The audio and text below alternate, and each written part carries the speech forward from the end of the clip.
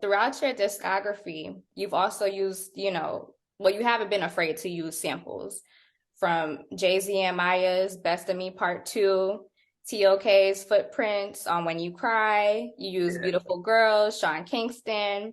You just sampled 112's It's Over Now on It's Officially Done. But you never over sample. You always do just the perfect amount with every release, and I think your ability and willingness just to sample these tracks, these classic tracks that have such a legendary stature behind them and place in the culture, I think your ability to do that just speaks volumes to your creativity. Can Thank you you. explain why you've always been, you're welcome. Can you explain why you've always been open to using samples in your music?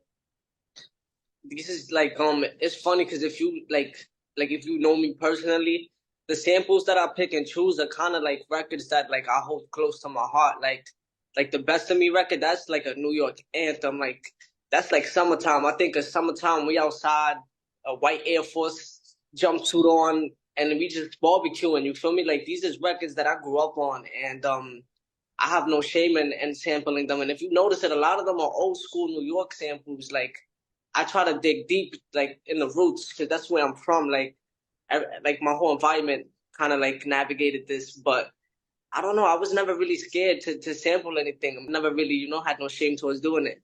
I have fun doing it, being able to flip an old school record and then have people like you tell me I did it right. That means a lot to me, honestly.